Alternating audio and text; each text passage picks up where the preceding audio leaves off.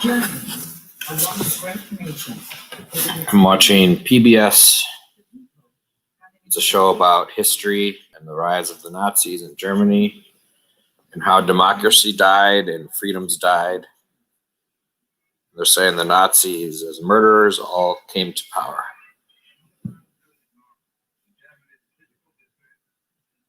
The 1930 general election should have brought clarity, but it didn't. It's a total mess. The vote split between 14 different parties. The Communists, the Social Democrats. The Centre Party is just about able to put together a moderate coalition government, but it's a weak one. The only party who are happy, who make substantial gains, are the Nazis.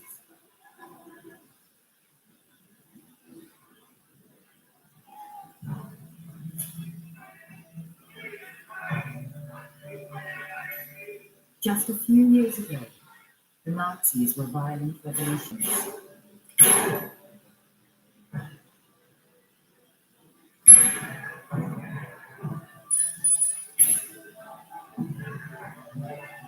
But their revolution failed.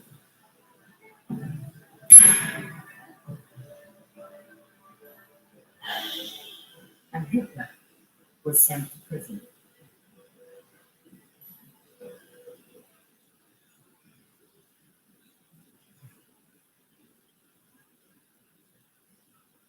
But out of that failure, Hitler devised a new strategy for the Nazis: to pretend to be a legitimate political party and destroy democracy from within.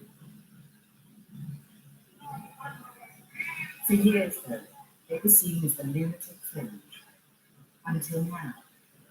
In 1930, the Nazis had 18% of the vote.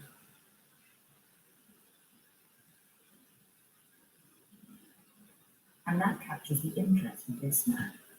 Says the Nazis had 18% of the vote in 1930. And they were initially seen as the lunatic fringe.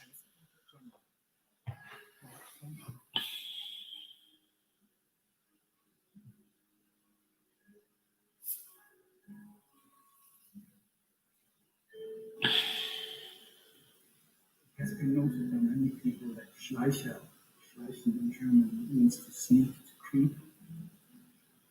So in English it would be the creeper or the sneaker, which strangely is a very accurate denomination for what he did and for what he was.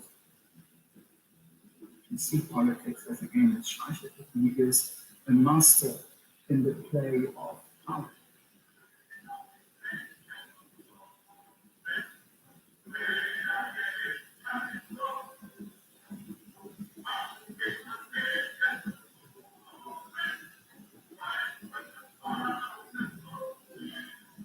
Well, Schleichen's profession is to observe everybody.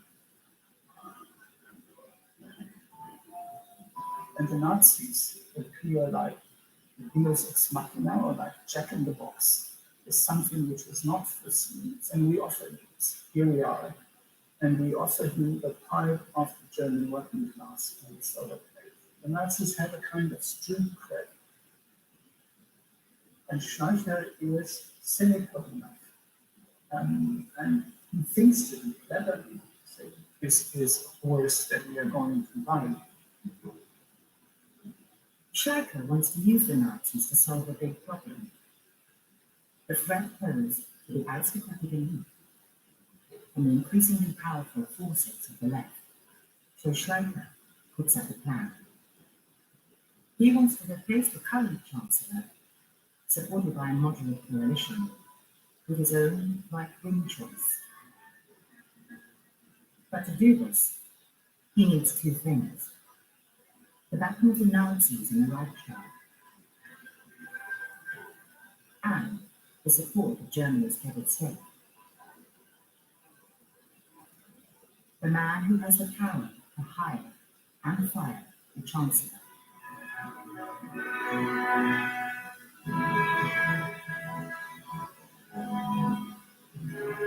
So Schleicher has to persuade President Hindenburg, an 82-year-old war hero, to work with the Nazis.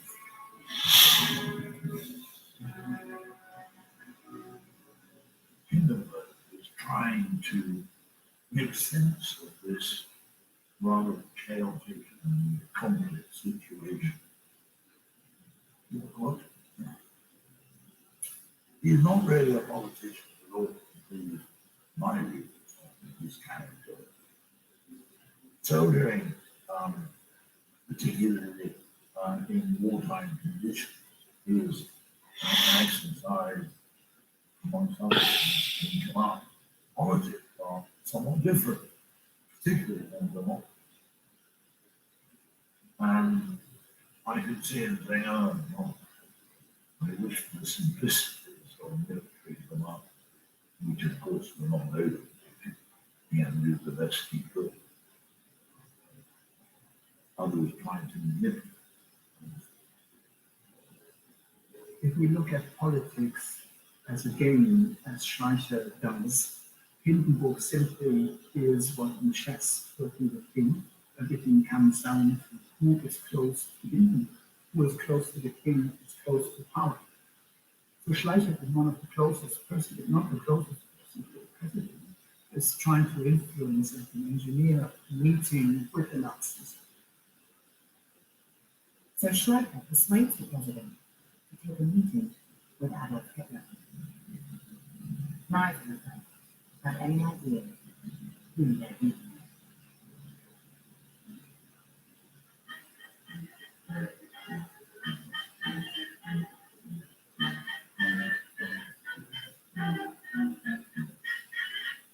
Hitler is living with his niece, Kelly Rauber, who it's rumored he was having sex with.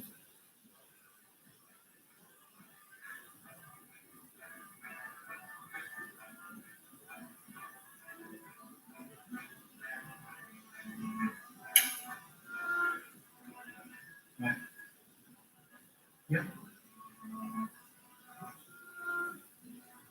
Hitler was a narcissist, obsessed with power, belief that he was a man of destiny. All of these things grew over time. He was increasingly ruthless. He was filled with hate, particularly against the Jews. He was in the man of violence. Hitler's niece, Kelly, was found dead. She shot herself in the chest with Hitler's revolver.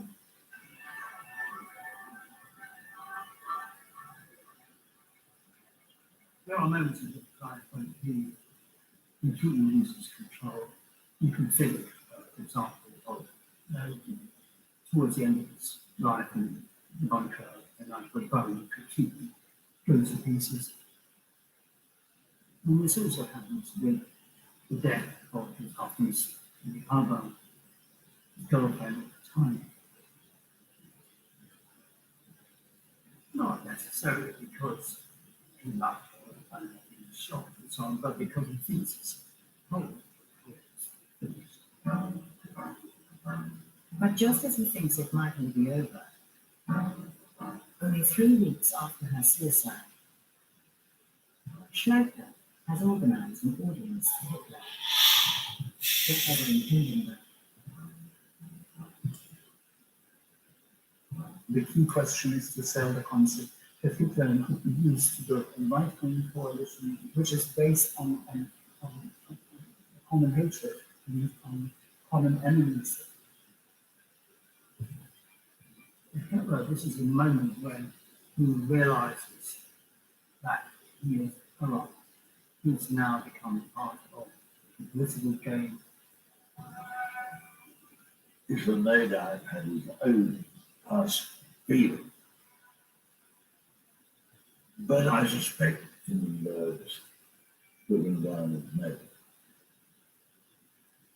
There might be a somewhat snobbish dimension to this.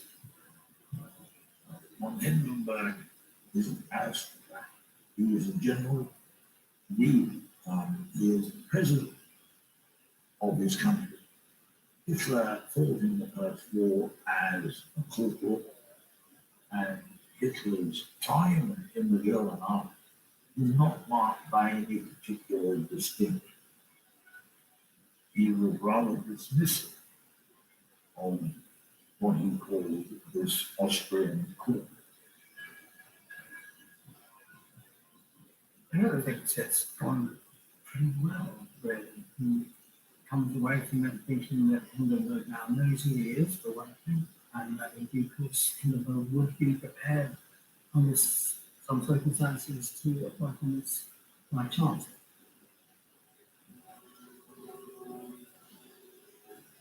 Hindenburg concludes Hitler is best suited to the office of postmaster, quote, so that he can lick me from behind on my stomach, unquote. Schleicher at this moment is annoyed. These people are very precious. They need them. We would like to do politics only with, general staff trained officers, like in the book of Times, but unfortunately we do live in a Republican democratic reality. So Schleicher thinks that when A goes wrong, you should have been doing.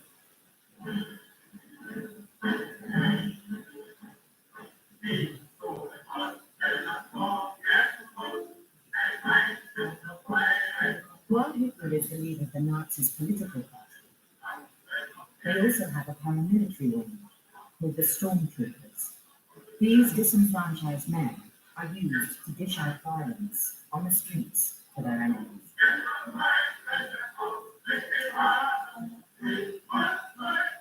But in a way that the Nazi party can deny involvement in. All part of Hitler's secret agenda to wage war against the Nazis' political rivals.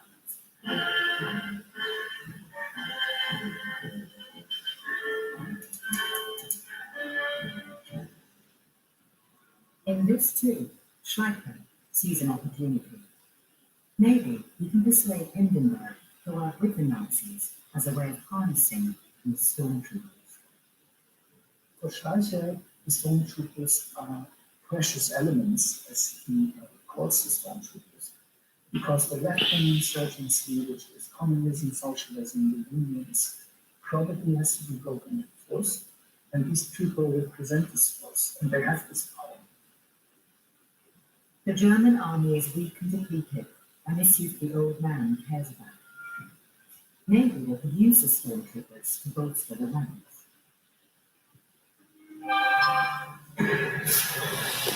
Hindenburg regards it as a duty because to see Germany back as a great power. So Schleicher is saying to him that the Nazis, with the stormtroopers, represent a fresh start. With the president on board, he now needs to persuade Hitler to join his right-wing coalition government as the junior partner.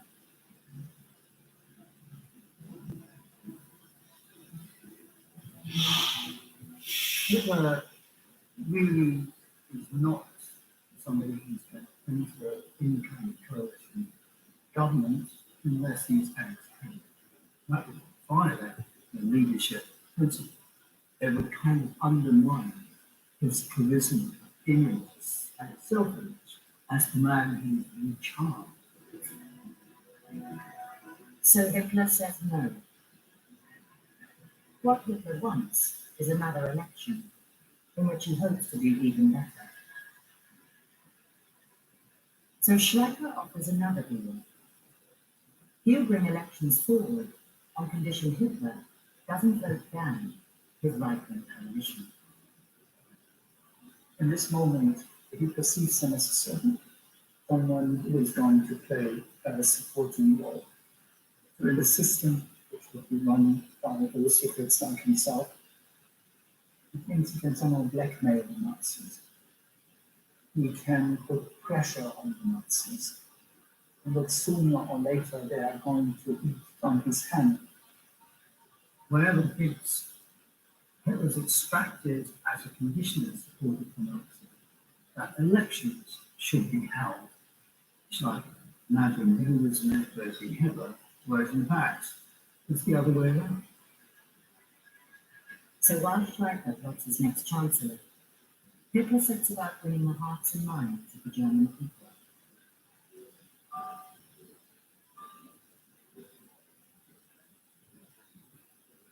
He portrayed himself as a man.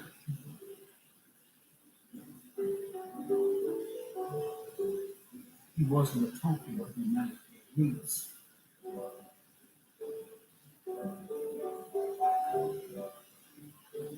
was a man who projected himself as an ordinary boy.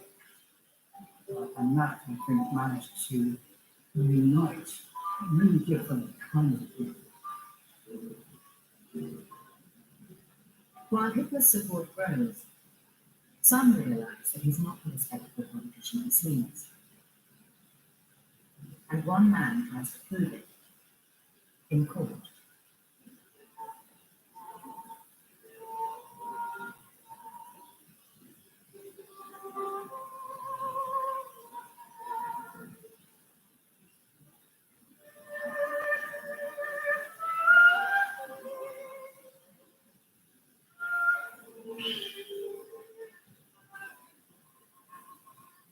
Hans Lichten is anxious.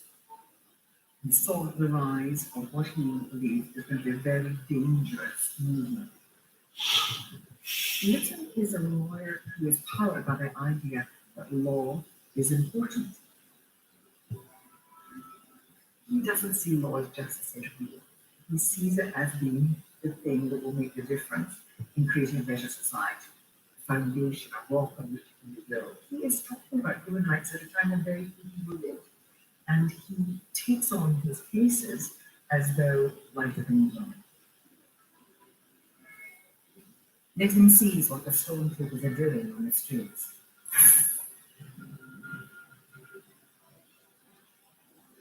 When they attack a nightclub full of communists, dozens are injured and 4 stormtroopers are charged.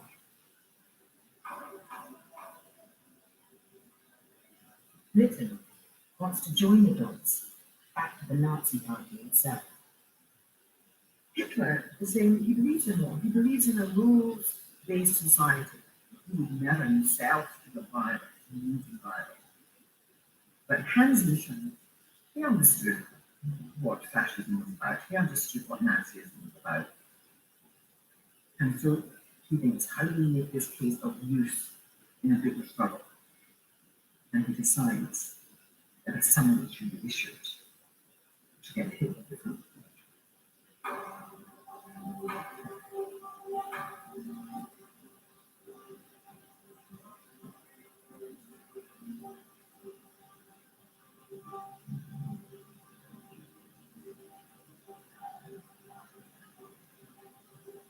When Hitler enters the court, the stormtroopers who are on trial stand up in the dock and raise their hands in Hitler's salute, and they show their dedication to their leader.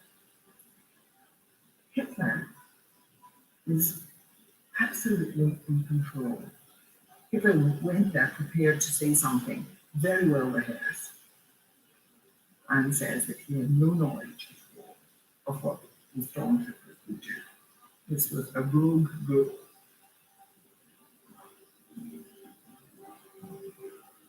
How often have we heard leaders saying that somehow this was an out of control group? It's nothing to do with them. And Lichten slowly, surely starts to unpick that. Hitler is cross-examined by he asks, who are the stormtroopers? What is expected of them? Tell me the truth. As Hitler continues to deny stormtrooper violence as official Nazi policy, Lichten produces a pamphlet. It's a quick guide to Nazi ideology for new stormtrooper recruits. In it, there's a line that says that the Nazis can't come to power by democratic means.